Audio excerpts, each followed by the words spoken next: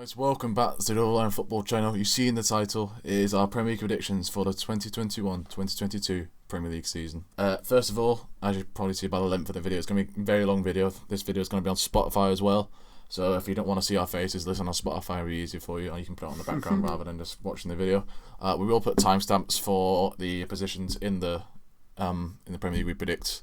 So if you want to click the timestamp, it'll be easier for you instead of you don't watch the whole video, and that's fair enough. Yeah.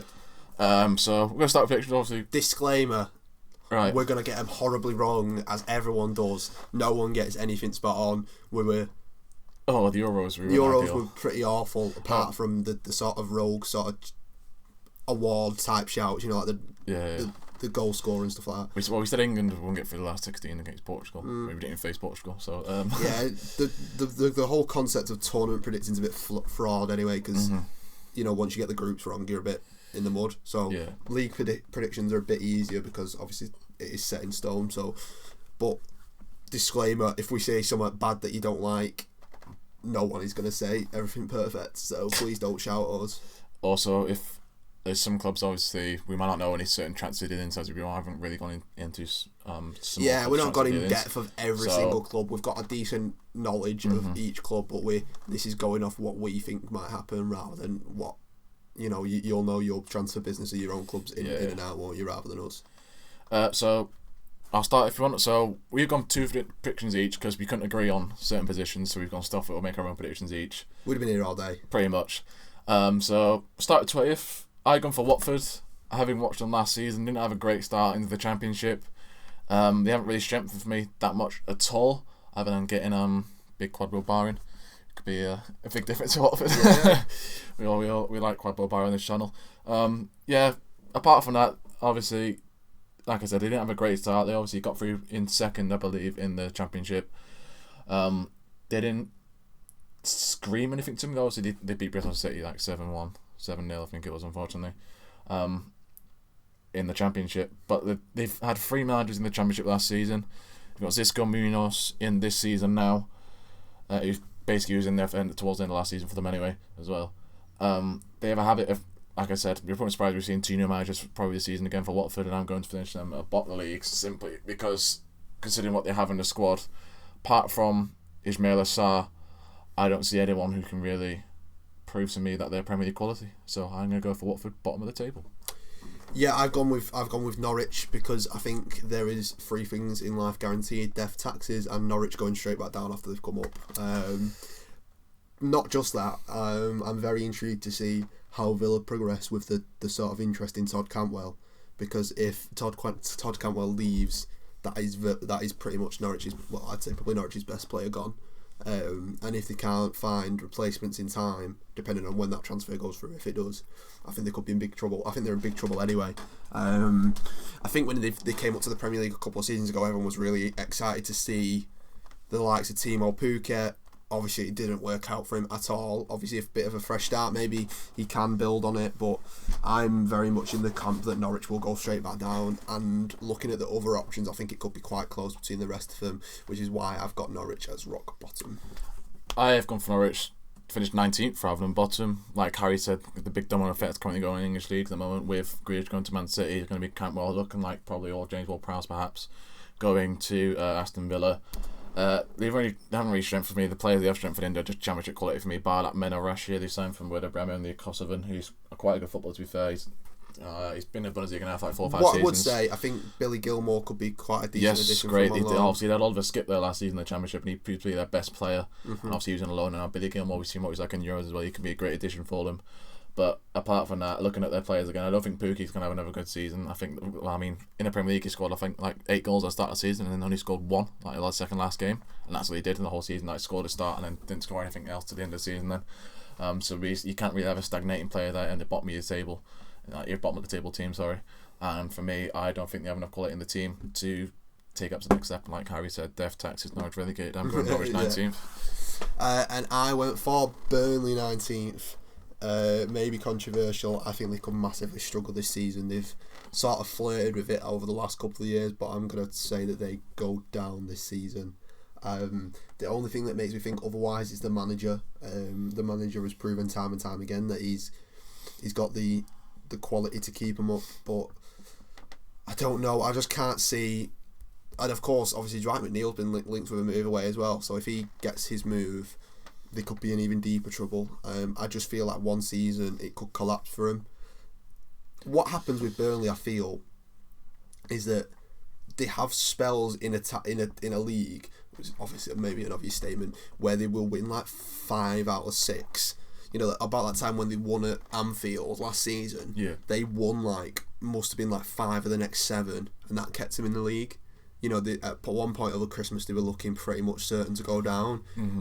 I just think one time this isn't going to happen for them, and they're not going to be able to find that constant steady stream of results, and that will end up with them sort of not getting enough points to stay up. And I think that this season could be it, just because of the quality of the rest of the league and the sort of, I think, the competitiveness of the bottom. I'd say bottom 8. I'd say. So maybe it's probably one of the boldest predictions, but I'm gonna have Burnley in 19th. 18th. I'm gonna have Burnley 18th. Like Harry said already, they have stagnations in the league where they win 5 games and then they don't win for 15. Then for me, I don't think I've ever really seen Burnley score more than 3 goals in a game, in a Premier League game for me recently. Anyway, if Burnley fans think otherwise, I'm sorry. Dwight McNeil, like you said, he's probably the best player along with Josh Brownhill as well, the centre mids there. I think Chris Wood as well and Ashley Barnes, but with Chris Wood's participation in the Olympics, not sure what, and he's back, whether they might get off to a bit of a slow start as well. Yeah. But like I said, I feel like in the past seasons they've not signed anyone for me who's caught out and jumped my eye and thought, right, he's definitely going to make a difference with Burnley, and it's the same again. I don't think I've seen Burnley fans, obviously correct us in the comments if we're wrong, but I haven't seen many interesting Burnley signings for me currently this transfer window. Maybe because Burnley aren't plastered over social media like other teams are in the top 10. But for me, I don't see Burnley going another season in the Premier League with the current basically squad they have. I don't know really who Burnley could really strengthen their positions wise. They've got a quite aging squad now as well. We have James Tarkowski and Ben Mee still there, starting centre halves. Who've been there starting centre halves for me the past 5 years, no matter what divisions they've been in. And it's surely got to be a time now, I reckon, where something's going to need to happen in the transition club, and I think the transition, unfortunately, is going to be them relegated from the Premier League. Yeah, I couldn't agree more with that. I went with which one's mine? The top one. Yeah, I went with Brentford in 18th. They're one of them sort of unknown clubs in the Premier League that people are excited to watch. I'm excited to watch how they do, and I think it could go either way. They could either stay up convincingly, like I'm trying to think, like a Leeds. So like Leeds was sort of unknown where they thought they were going to do, and Leeds did really well. Or they could end up like rock bottom, I think. But I've gone for a bit of a middle ground. I think they're a decent side. They're obviously very reliant on goals of Ivan Toney. So if he doesn't score, I struggle to see where they get the goals. So I'm going to say that they're embroiled in a nice little relegation battle, but I think they just go down. 17th, avoiding relegation, I've got Southampton. Obviously, they were top of the league last season for briefly about 12 hours, and that was the highlight of their season, posted over social media, weren't they? 2 seasons in a row now, they've lost 9-1 in a game. I still find that crazy how you can lose 9-1 in 2 seasons in a row, keep your manager, and still not be relegated. We have now lost Danny Ings to Aston Villa. James Ward-Prowse looked like he could be on his way out as well. They're 2 best players from last season. For me, they haven't strengthened again. Ralph Hasenhüttl said he knew a couple of players that were going to leave the club anyway in one of our interviews recently. For me, that Liverpool they signed from Chelsea looks quite good. The youngster wise, he can play in the fullback. He looked quite good in pre-season for them.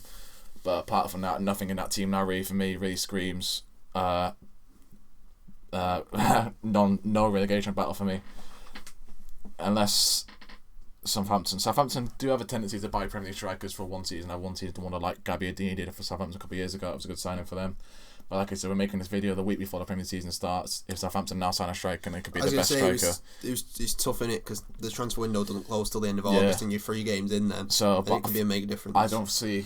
I think Che Adams obviously is a starting striker for Southampton, and he's now had 1 good season in the Premier League after scoring 1 goal the season before, and that was against Man City. Apart from that, I don't see. Apart from him, I don't see anyone else who can really make a difference. I know everyone's saying Nathan Redmond to hopefully finally make a difference to Southampton, but now it's been 15 years, nearly half a century he's playing in the Premier League now. I feel like he's been playing there for ages, Nathan Redmond in the Premier League for Norwich and Southampton, and he's yet to make a difference for me in the Premier League. I don't see why now he'll suddenly now make a difference. So for me, Southampton just avoided relegation and finished 17th. I have Crystal Palace in 17th. Obviously, the thing with Crystal Palace is that they've released, I think it was 16 players at the end of the season, which is ridiculous for a team that has just lost a manager. Well, the manager has a step down and they're getting a new, inexperienced manager. Obviously, they might see the vision of sort of building a team in Vieira's mould, but the Palace are not in a very, very strong financial position, are they? They're not going to be going out and splashing out on players.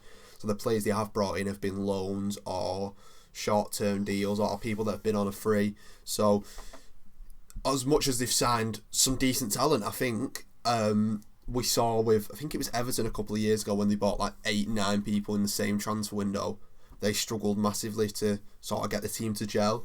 I think if you want to get a sort of transfer window where you sort of rebuild the side and you want this team to gel, you need a more experienced manager in there than Vieira. But I do think that they have still got quality in that side and they've got players that will win the matches like Wilfried Zaha if he doesn't end up moving on. And I think that's why they're just going to avoid relegation.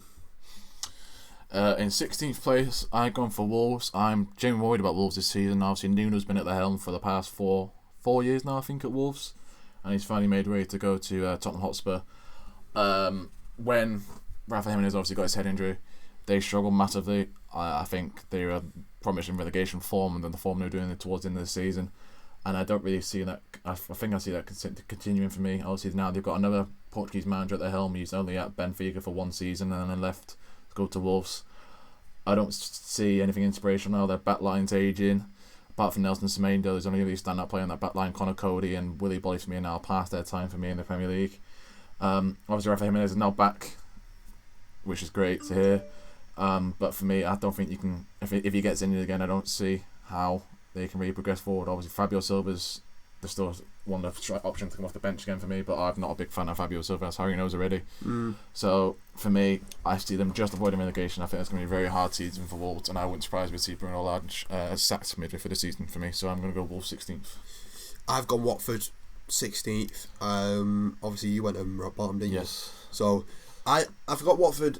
I think, as I say, I think the bottom 8 will be quite close again this season. I think that it's going to be sort of interchanging all the way, and it could be the case where Watford are like just above the relegation zone or just in the relegation zone and they get like a final day win and they end up climbing to 16th, 15th. Right.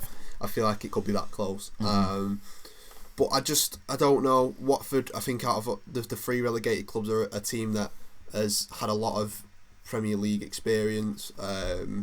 They've got a lot of experienced heads in the squad that have been in the league before. I think the only concern, of course, is like you said, the sort of revolving door of managers. Yeah. If they can get a sort of a squad together that's consistent and can pick up points against the lower opposition sides, which I believe they could, I think they've got the potential to stay up. But I do think it's going to be very close, and I could see it going either way. 15th, I've gone for Brentford. For me, they're going to finish highest out of the promoted teams. Brentford have been flirting with promotion in the Premier League now to Premier League for the past 4 years. Obviously, lost in that playoff final last year to Fulham. I mean, Brentford last season for me was chaotic up front and appalling at the back. They've signed Joachim Anderson now at the back. No, that's Crystal Palace. They've signed Mark Guay at the back. Now, he did well. No, I'm not Crystal Palace again. Sorry, I've messed up completely there. They've signed Christophe Vieira. They've signed Christophe Vieira at the back from Celtic. He's got obviously a lot of experience winning the Scottish Premier League there with Celtic. Obviously not last season, but he done well at Celtic last season. Ivan Toney, we all know, he's banging in the goals. Got the most goals I think ever in a Championship season with over 30, I believe. Correct me if I'm wrong.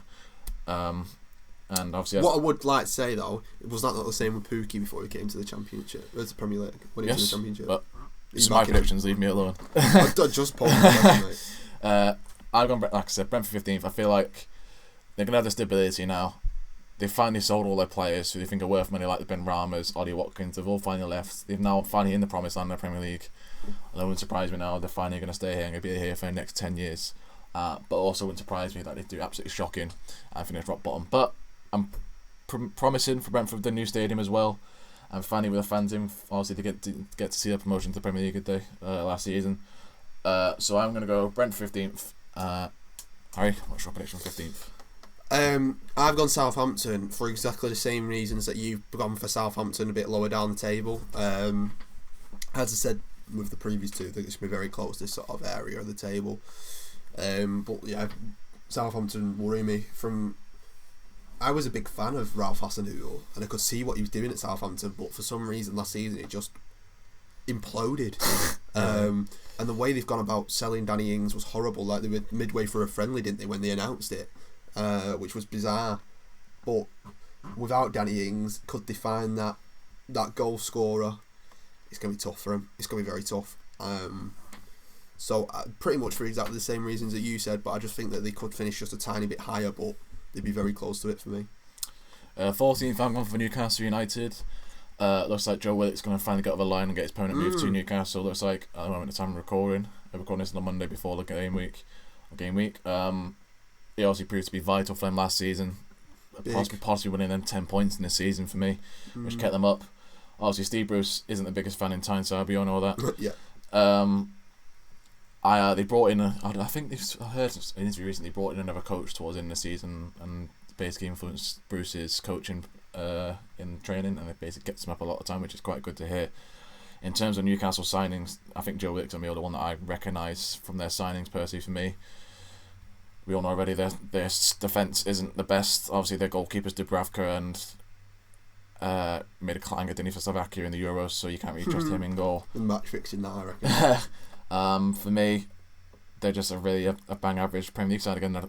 I think they just avoid relegation, but I think their squad's just a little bit better than the ones below them, or I predicted, so I'm going to go for Newcastle 14th. 14th, I've gone Brighton. The XG Warriors, who narrowly avoided relegation last year. I think they could have a decent year this year. Maybe not as high XG as they did last season, but I can see them sort of lounging around the sort of mid-table side area, because they're sort of picking up points against the lower league, sort of Norwich, Burnley. But they're not going to pick up the odd point against the top half teams. But I can just see them being a steady side. They've got a good side. They've got a fantastic manager, I believe, in Graham Potter. And I do back them to have a decent season. Like I said, that area of the table is going to be close, but I think Brighton are definitely going to be one of the better sides in that area. 13th, I'm going for Crystal Palace. Like I mentioned accidentally for Brentford, they've signed Mark Way from Chelsea and Unsco's fee. He had a great season last season, first Swansea in the Championship. But we know what happens sometimes when you do well in the Championship. For a lot example, of Chelsea fans were baffled that they sold him. Yeah, well, what I'm about to say was obviously Ryan Bruce had a great season for Swansea in the Championship before he signed permanently for Sheffield United and didn't score a single goal for Sheffield United in the Premier League. Hopefully that curse isn't the same with him. And they also signed Wacky Madison, they have as well, from Lyon. He was there. I feel like the Fulham's best centre half last season. Obviously, he was on loan from Lyon at the time. They've also signed a very, very exciting Michael Olise from Reading. For me, he can be inspirational in their team, with linking up with Beachy Eze as well. So I think Eze's out for a while now, I think for the start of the season. Yeah. But those two flair players, you obviously have Zaha, Olise and Eze, and obviously that amount of flair in your centre mid is going to cause chaos, surely. And obviously, like you said, with Patrick Vieira, he's always very inexperienced. He didn't really motivate me that much from his spells in MLS or at Nice. But I feel like if you've got Patrick Vieira motivating you, you're going to listen to him personally for me, and especially the young lads in the squad, you're going to listen and look at to him as an idol for me. So I'm going to stick Crystal Palace in 13th for my prediction. Yeah, 13th for me is Newcastle. I don't really need to add much to what you say. I just feel like at the one point of the season there'll be a point where it looks like they're going to go down. Yep. Is all I'm going to say, and then they'll just win a couple of random games in a row and end up finishing like near mid-table, didn't they, last season? So I feel like it'll just be exactly the same again. Newcastle fans will get aggy about Steve Bruce, but they'll end up either sacking him and getting a manager that keeps him up, or Steve Bruce will end up keeping him up anyway. In 12th place, I have gone for Brighton. Obviously, the big sell of Ben White for 50 million is astonishing. How much you got 50 million for Ben White, considering he was going to go to Leeds last season. We didn't think he was going to play for Brighton last season at all. So it was great business for them. Obviously, Adam Webster, I'm a big fan of Adam Webster. He's recently signed a new deal there as well.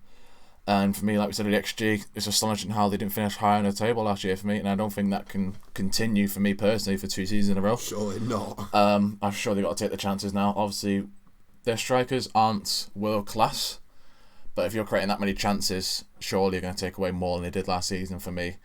With Graham Potter, it's a very intelligent manager as well. I can see Brighton finishing 12th. Yeah, for me, 12th Wolves. I wouldn't say completely worrying times for them. I think a fresh start in terms of a manager could do them a world of good, because I feel like that's why Nuno left. That squad was sort of and at the end of that cycle with the manager, and you could see that they were entirely convinced with him, and all the better players like Diego Jota had moved on. So I think a new manager, fresh ideas, with a squad that's, I wouldn't say terrible, like they've got really decent options, especially in attack. Neto, Traore, they're all really good players.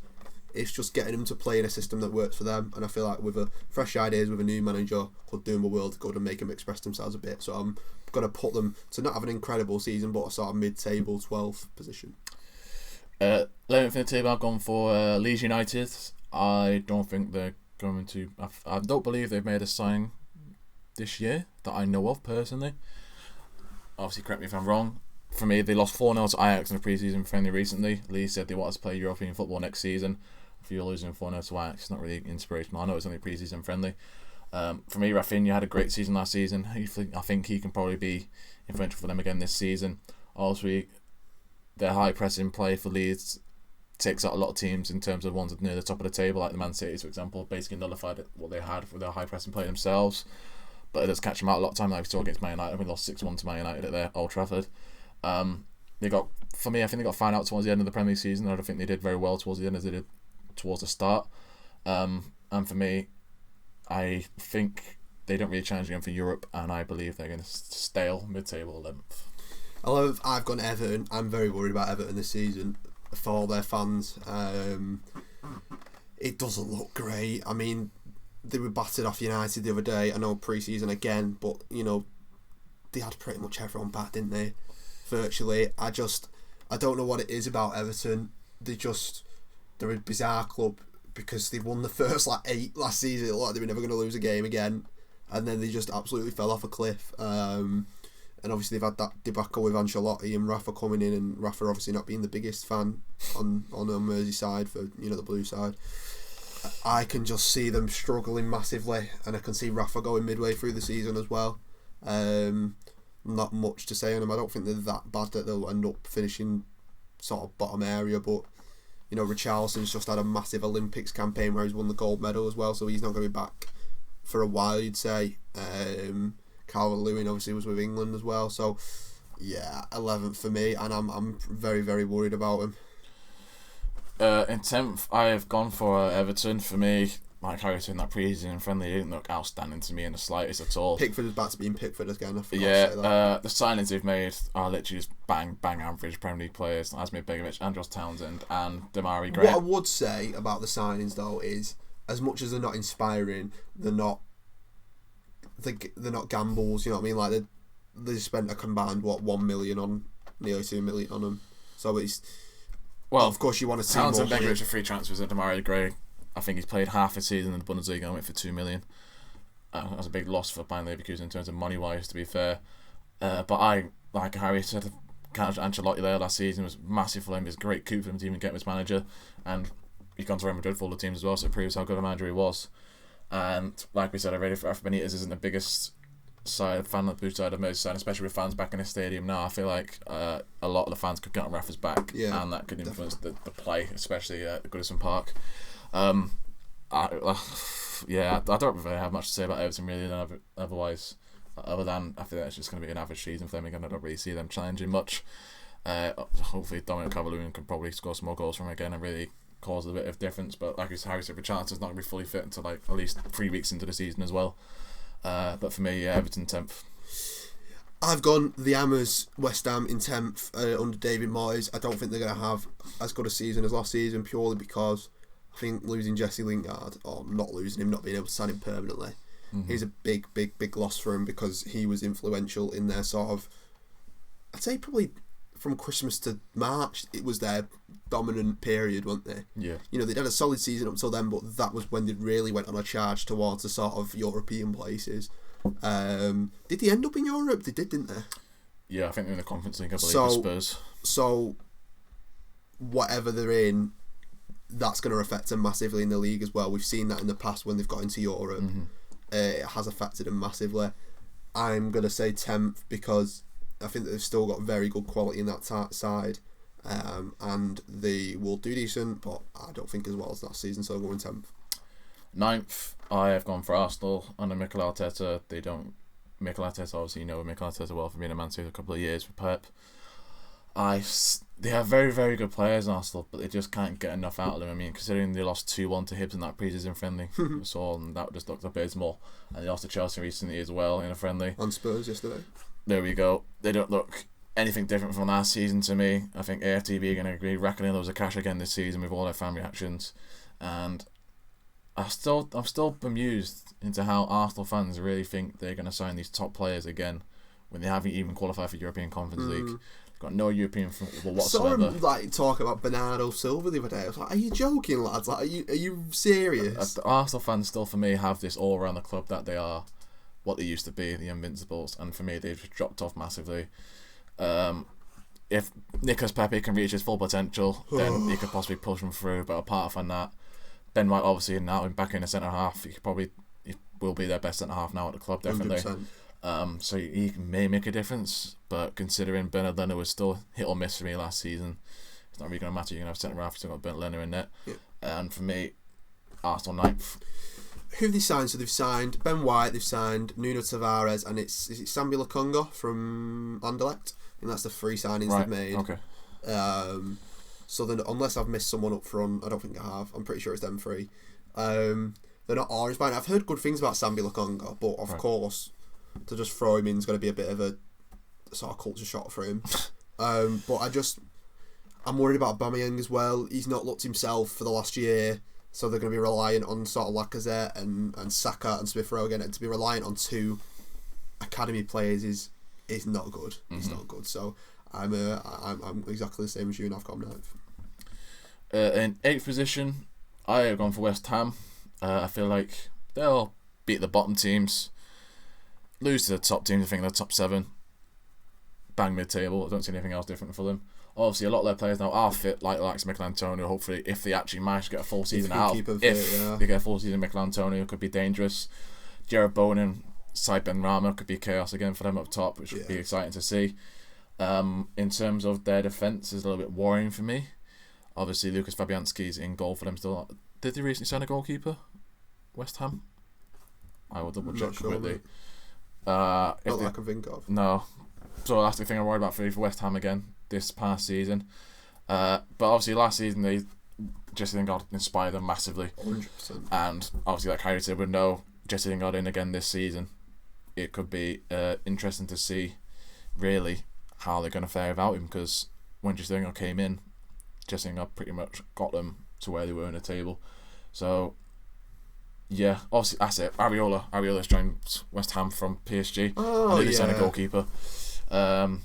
So hopefully he can make a difference to them. But like we said, they're back 4. It's really like quite a lot of these London clubs for me. The defence isn't great. But if you score more goals than you concede, you win the games. So that's like West Ham might be doing that again this season. But yeah, West Ham 8 for me. I've gone Leeds United 8th. This is one of my bolder predictions. I'm backing Leeds to have a good season under Bielsa. They surprised me massively. Well, not to the extent that some pundits were absolutely foaming at the mouth over them, right? But they're a good, really good unit. I'm really impressed with Rafinha and Jack Harrison. Honest to God, he's fantastic. He's just signed there on it permanently. He's a very, very, very good player. And if they can get the lads up front to, back Bamford back and Tyler Roberts and all them players, combining well up top, I can only see good things for Leeds this season. They've got a fantastic manager, a great group of players that work hard for each other, and I'm backing them. I'm backing them to finish 8th. 7th position, I've gone for Spurs. I mean, Spurs could finish 14th. They could finish top of this rate. No one knows what's going on at the club. Harry Kane could leave. He could stay. I'm basing off personally this off Harry Kane going. If it looks like the case they bring Lautaro Martinez in, that would be great for them. Hummington's obviously on a new contract there as well, which is good for the club as well. But considering what happened last season in terms of the way he played towards the end of the season as well, nothing inspirational for me at all, really. 7th for me, especially if Harry Kane goes as well. It's going to be massive, massive loss. So yeah, I don't think I have much to say about Spurs. Really. It's all up in the air for Spurs at the moment. So it's like I said, Spurs could be anywhere on the table, but I'm going 7th. I've gone Aston Villa in 7th. Obviously, losing Jack Grealish is massive, but they, like the owner said in this video, they've supplemented his three main attributes well by bringing in pace, creativity, and skill. With Emi Buendia for the creativity, Leon Bailey for the sort of pace and skill, and Danny Ings for these goals. They've got a nice little squad going there. Obviously, Ollie Watkins already there, John McGinn. They've got a good back line led by Tyrone Mings, who I assume is going to be the new Villa captain now Grealish is gone. I think they're going to have a very, I'd say steady, but that's probably a bit underrating them, considering I've put them in 7th. I think the next step for them is to build and try and get into European football, and with the signings that they've made, even though they've lost the captain, I'm going to back them to do it, and finish in 7th. In 6th place, I've gone for Aston Villa. Like Harry said, the signings he brought in with the likes of Danny Ings, Liam Bailey, huge players. I'm very excited to see Liam Bailey actually play in the Premier League, because I know he's been linked with a lot of other top 6 clubs in the past, like the likes of Man United and Chelsea previously. They've also signed Ashley Young's now back at the club as well, which will be interesting to see how he does there. And obviously, Emi Buendia, for me, I've watched him play in the Championship last season, and basically he's fantastic. I don't see anyone else better than him last season in the Championship. He can basically beat Jack Grealish this season for them. He can be as good as him for me. I see them actually getting European football this season. Dean Smith still isn't for me 100%. I'm still not 100% sure on Dean Smith for me. They'll be giving him a lot of time, though, won't they? Obviously, I know he's a big Villa fan. He wants everything to go well for Villa, but it's still up in the air about him personally. But with the signings they've made, especially with Danny Ings and Ollie Watkins up top, the two options they've got, that's very, very exciting.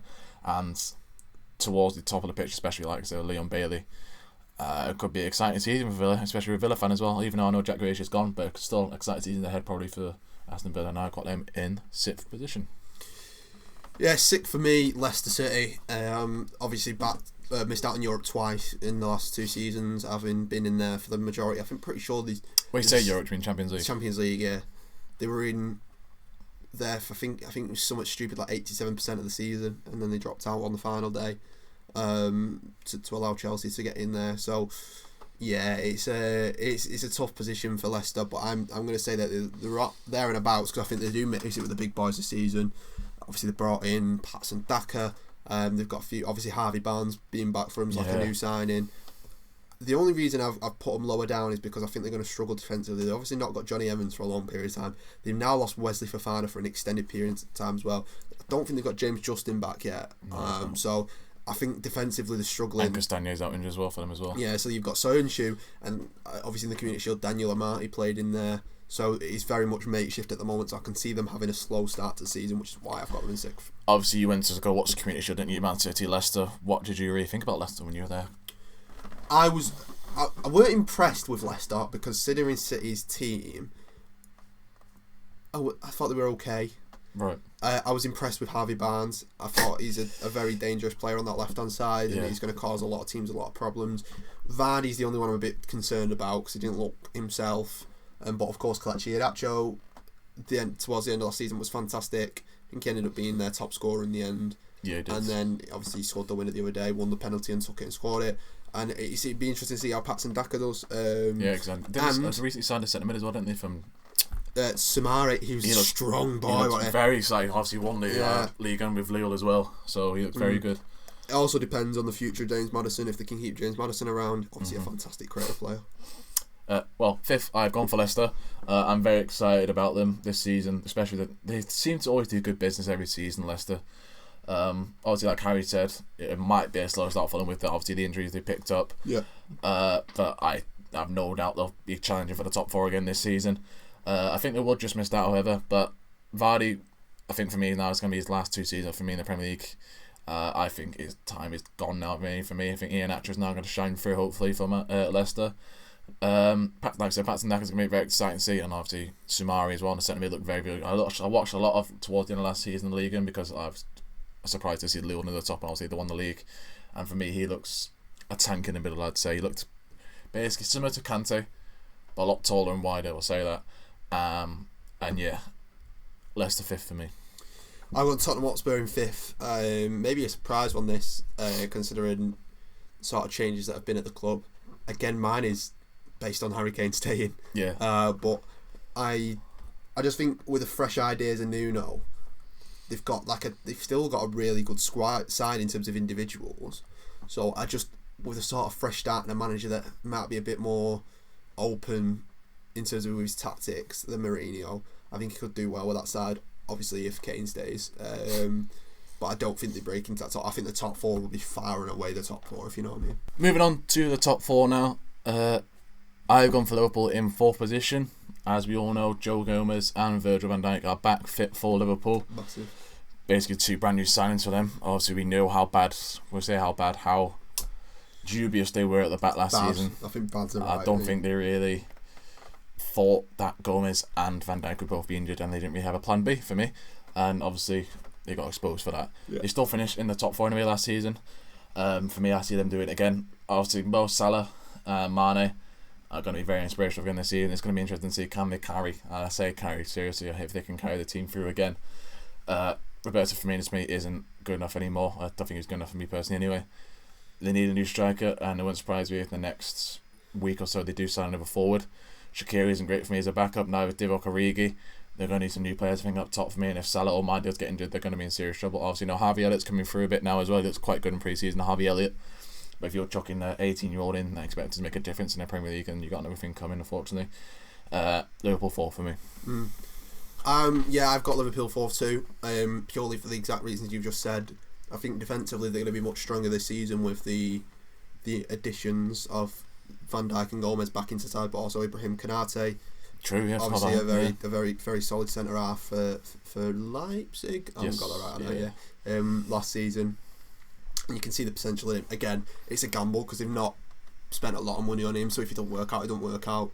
And then Trent and Robertson. Of course, the Robertson injury is a cause for concern for Liverpool. The way he went over yesterday, it looks like he could be out for a while. But Trent being sort of back to his best would be ideal, and he's had a full summer's rest with him not going to the Euros. The only thing that worries me is their squad depth again in attacking areas. Shaqiri's asked to leave the club. They've got Jota, who is an exciting player, Salah, who obviously carries them through pretty much everything, and Mane, but they didn't look themselves last season. So if they can get themselves back to anywhere near the best, I can back them. But the reason I've got them 4th is I think that depth-wise, I think the top 3 are much more well-stocked in attacking areas. Mm-hmm. 3rd position, I've gone for the red side of Manchester first. I've gone for Manchester United. The 2 signings, especially of Rafael Varane and Jadon Sancho, scream title charge for me this season. Rafael Varane, for me, is possibly one of the best centre-halves in the past decade in world football. And to get him now, rather than 5 years' time, is immense. I feel like him and Harry Maguire will suit each other very well. I'm sure Man United fans will be thrilled to see it done enough. Probably not starting for Manchester United. In terms of the centre mids, I feel like they're a bit short in the centre mids. Very good option. I think Pogba's future is still up in the air for me personally. If he stay or go, will this be his last season? Will he give it his all? Or will he just not fancy it at all? Rashford's obviously out for a spell to start the season for a month or so, but obviously Jadon Sancho's come in, he can make a difference, and I'm expecting a big season, Edinson Cavani as well. It won't surprise me if he scores 20 Premier League goals this season, and we all know about his quality, and Ibrahimovic at that age as well proved how good he can be in a Premier League season, and Cavani showed us once in the last season how good he can be, and for me, I feel like he will score a lot of goals this season, especially with Jadon Sancho putting those balls in the box for him when he's a menace in the box. He's Cavani. For me, Manchester United 3rd position. I've gone Manchester City in 3rd, which is horrible to say because City have finished above United every year since Ferguson's left, but I think this could be the year that United finish above City. Again, this is completely on the fact that I don't think Manchester City are able to get Harry Kane done in time for the season, and they go into the season without a striker. I also feel that because of the amount of players that have done well in international competitions, City's first 6 games are going to act like a pre-season for City to get their big lads, the most important players up to speed. We've obviously lost Phil Foden for the first 2 months of the season with his injury. Kevin De Bruyne looks like he's going to be out for the first month as well. So I can see City having a very slow start to the season and in consequence not be sort of up there towards the end of the season. The difference is from this season to last season, City had a slow start last season, but I think everyone was bit poor last season, whereas I feel like the quality that especially Chelsea and Manchester United have got I think that he could be just too much. I think you'd have to be a consistent, brilliant level throughout the season to win the title. If City sign Harry Kane, that could be different because City have a striker there that's pretty much guarantees you 20 goals. Are you season. Going with this that he's not signed for Manchester City? I just can't see City paying the amounts that Levy wants, and unlike Jack Grealish, who had inserted a clause into his contract, Kane hasn't done that. Stupidity, honestly, stupidity. So he's got a gentleman's agreement, though, hasn't he? It's bollocks. It is. So I can see City suffering from a slow start to the season. Again, the squad is more than good enough. I just think with a lot of the players coming back late, obviously Guardiola said there's a few that want out as well. Bernardo Silva's one of them, Laporte, Jesus. So it depends on what happens in the transfer window for me with City, the remainder of it anyway. But obviously the addition of Jack Grealish is very exciting. He's going to add a different dynamic to City's midfield, and I'm very excited to see him play. But I just feel like City could get off to a slow start, and that could hamper him towards the end of the season. Second for me, I have gone for Manchester City. Like Harry said, they started off slow last season, especially losing that chaotic Leicester game as well. What's score that finish? Start last season. There we go. They have got a few injuries. I'm pretty much just going to repeating what Harry said. But for me, the quality will shine through eventually. Jack Grealish for me will basically be Phil Foden for the first 2 months, and Phil Foden will then come in as well. It is a bit worrying to me that they haven't got a striker, but last season as well they didn't for me have a proper striker, and they still won the Premier League. And if we're going off that basis, for me, I don't see a problem again this season for them challenging, especially to be near the very, very top of the league. Their defence again, Don Stones surprised me last season how well he did. I suppose it'd be the same for a lot of Man City fans. Ruben Diaz again will be immense. Laporte, if Laporte wants out, obviously Nathan Ake will slot in there. Wingers, Sterling, Grealish, Foden, Torres, and expecting. I do think Ferran Torres. I know a lot of times in Manchester City, a lot of Man City players have a very, very good second season instead of their first, and for me, Ferran Torres will have a very, very great season for Man City this season for me. And yeah, second I'm going for, and no Sergio Aguero as well, which is going to be very interesting to see Man City without Sergio Aguero. So second I've gone Manchester United. I think the business they've done has been probably the best since Fergie's gone. They've identified areas that are the weakest. Obviously centre half is the weakest. They needed a partner for Harry Maguire, and they've gone and acquired one of the best about in Rafa Varane for a very cheap price, and obviously the long-standing saga with Jadon Sancho, one of the best, not just exciting players in Europe. I think one of the most in terms of output. His statistics back up the hype, and he's going to be a fantastic player from this season, especially if Rashford is going to have a sort of hit and miss season. The reason I'm not backing him to win the title is the centre mids area, like you said. I think if United go out and sign a Declan Rice, for example, I feel like they could win the title. I just think in that defensive midfield area they're a bit low on quality. Obviously Pogba is still going to cause problems throughout the year. I just don't see a world in him leaving this summer. I can see him running down his contract. Right. So I feel like he could be causing problems internally as well. So, but in terms of business, I think Man United have had a good pre-season. They've had a long pre-season. They're ready for a new season. I think I think they're ready to take that step up and do a real. Like, of course, they challenged City, but it was a bit of a weak challenge last season, wasn't it? Let's be honest. City finished about 15 points ahead of United or something like that. So I think this is the year that they real. But with the money that's been spent, mate, they've got to win a trophy, whether it be a cup or a real title challenge. They've got to do something, otherwise the fingers, unfortunately, will be pointed at the manager. As you probably identified now, we've both gone for the same team to win on top of the league. We've gone for Chelsea, and I am basing this off Lukaku was signing for Chelsea outside his medical today. Winning the Champions League last season, and we saw how good Chelsea were in a 2-shot towards the end of last season. Fantastic.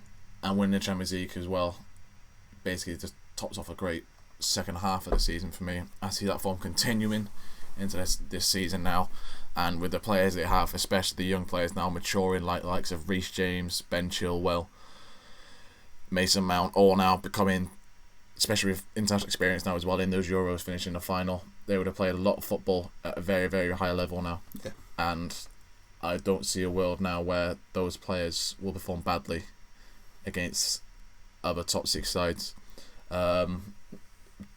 Obviously, we know how good the midfield is with Jorginho, just won the Euros. N'Golo Kante just been N'Golo Kante as usual. You don't expect anything less from him. Now, obviously, the problem with Chelsea last season was they weren't scoring enough goals with their striker.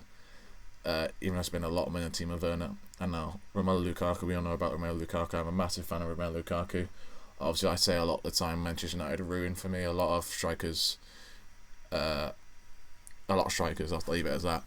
And I think Lukaku is one of those, unfortunately. For me, I don't see Lukaku not scoring more than 20 goals similar to Cavani. I feel like he's won his first ever league title now at a club, and being in Italy as well, which with Ronaldo, Juventus, I see Chelsea win this league easily. I think you're spot on in everything you say. I've gone Chelsea as well. There's nothing really to add. I think I can just see them continuing the form that they've shown last season. I think they end up, I wouldn't say walking the league, but I think they convincingly win the league, because I think in terms of the head-to-heads with the top six as well, they're in a pretty strong position. Tuchel seems to have one over on Pep. We've not really seen him against the sort of other top six, so it'd be interesting to see this season. So you have seen our Premier League table predictions. We're going to make 3 more predictions now. We're going to go for our Player of the Year, Young Player of the Year, and the top goal scorer. So obviously I went first. I'm going to go first again. My Player of the Year is going to be Romelu Lukaku. He's going to win the Premier League with Chelsea. He's going to be the top goal scorer, and he's going to have a phenomenal season with Chelsea. And that's all I'm going to say. I'm going to go for Kai Havertz. I'm excited to watch Kai Havertz this season. Of course, he probably paid back all his price tag with that winner in the Champions League final. But I'm excited to see how he's progressed. He looks like he's playing further up the field under Tuchel. He looks like a different player under Tuchel in general. And I think he could be a very exciting player this year, and I'm going to back him to have a very good year. Good enough that he wins the Premier League Player of the Year. Young Player of the Year, I'm going for Trent Alexander-Arnold. I feel like he's going to get his form back again this season, especially with the likes of Van Dijk and Gomez back next to him. I feel like he's going to get a ton of assists again. He's going to be influential in their defence once more. I'm going to go Trent, Young Player of the Season. I was going to go Trent, but I felt like being different, so I've gone Bukayo Saka. Obviously, off the back of the Euros, he had a very, very good Euros. He was very exciting, and I just think in that Arsenal team, although I've predicted him to finish 9th, I think he's going to carry him again like he has been doing the last couple of seasons. And I think Phil Foden was just a level above last season, so that's why he won it. But I'm pretty sure Saka would have got second place, so I'm going to back Saka to win it this year. And I said already, my top goal scorer is going to be Romelu Lukaku. I'm going to knock in over 20 goals for the season for Chelsea, and he's going to help them win the Premier League. I've gone Mohamed Salah because for one, he's always up there. And for two, I think, as I said, Liverpool are so reliant on him up front. Unless they sign someone in the meantime to complement him, I think Salah could carry that Liverpool team into the Champions League spots. Guys, that is our Premier League predictions. Please let us know in the comments or on any social media what you think of our predictions. We aren't very confident, we'll say that, with our predictions. Yeah, it's gonna be horrifically wrong. Chelsea are going to finish like 7th or something, aren't they? Or something like that. Yep. Horrendous season. We could see Norwich finish mid-table, we'd never know.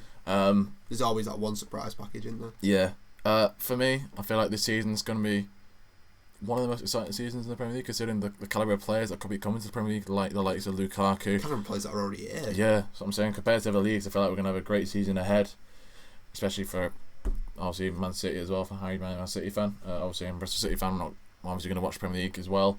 Obviously, not for a fan perspective, just to watch how good the league is as always. Especially the terms of the promotion for the top 4.